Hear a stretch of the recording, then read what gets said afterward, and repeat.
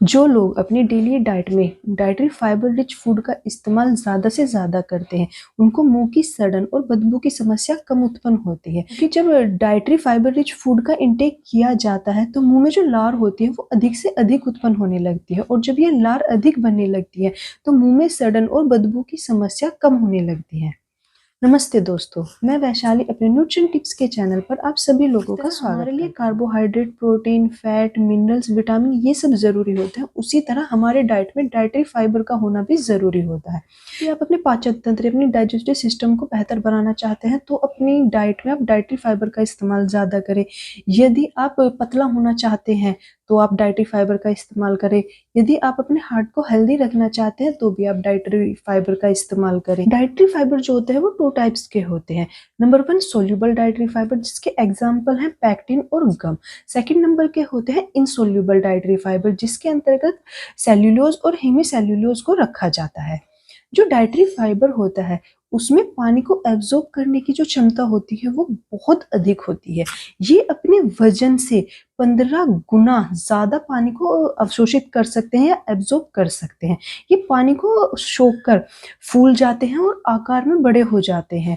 यही कारण होता है कि जो लोग डाइटरी फाइबर का इस्तेमाल ज्यादा करते हैं उनको कॉन्स्टिपेशन की समस्या नहीं होती, क्योंकि ये पानी को सोख लेते हैं, जिसके कारण जो स्टूल होते हैं उनमें पानी की मात्रा अधिक हो जाती है और स्टूल जो होते हैं वो टाइट नहीं होते और कॉन्स्टिपेशन की समस्या उत्पन्न नहीं होती। अपनी डाइट में एक हेल्दी रिक्वायरमेंट के अनुसार डाइटरी फाइबर का इंटेक करते हैं तो आपका जो डाइजेस्टिव ट्रैक होता है, यानी जो पाचन तंत्र होता है, उसमें फ्लेक्सिबिलिटी बनी रहती है। साथ ही साथ ये भी देखा गया कि जो लोग डाइटरी फाइबर का इस्तेमाल रेगुलर और अपनी सही मात्रा के अनुसार करते हैं उनमें आंतों का जो कैंसर होता है वो कम देखने को मिलता है।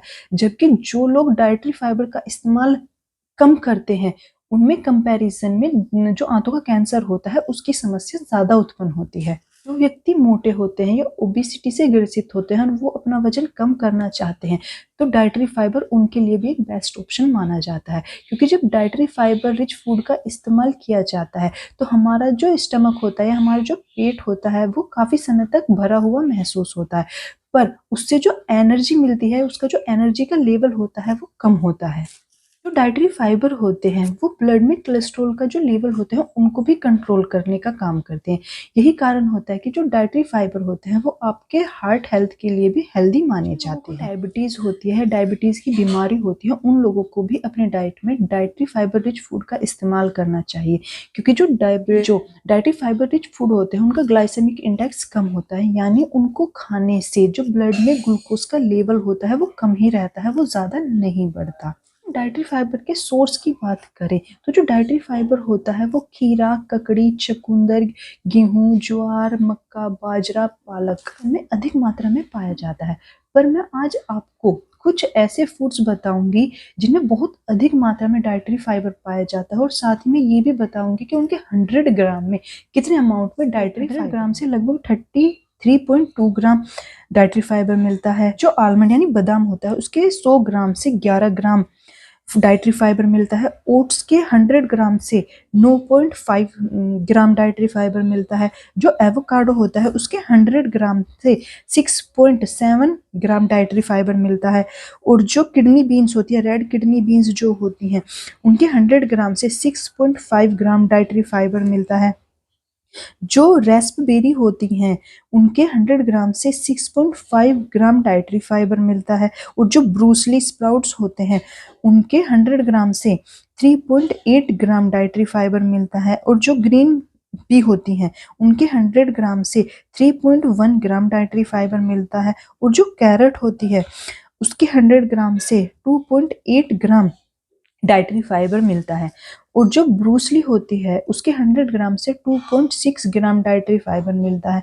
और जो रेड एप्पल होता है उसके 100 ग्राम से 2.4 ग्राम डाइटरी फाइबर मिलता है।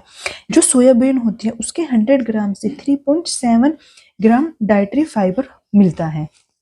ये जो मैंने आपको 100 ग्राम में डाइटरी फाइबर का अमाउंट बताया, उससे आपको डाइटरी फाइबर की डेली रिक्वायरमेंट के अनुसार फूड को लेने में सुविधा होती है। अडल्ट पर्सन को पर डे 25 से 30 ग्राम जो होता है वो डाइटरी फाइबर इनटेक करना चाहिए। जब आपको ये पता रहेगा कि किस फूड में कितनी अमाउंट में कितना डाइटरी फाइबर है, तो आप अपने डेली रिक्वायरमेंट के अनुसार डाइटरी फाइबर की जो आवश्यकता होती है उसको पूरा कर सकते हैं। जब आपको ये पता रहेगा कि किस फूड में कितने अमाउंट में डाइटरी फाइबर है, तो आप बहुत आसानी से डाइटरी फाइबर की डेली रिक्वायरमेंट को पूरा कर सकते हैं और अपना जो डाइजेस्टिव ट्रैक होता है उसको हेल्दी रख सकते हैं। साथ ही साथ आप जो डायबिटीज़ की कॉम्प्लिकेशन होती है उससे भी बच सकते हैं।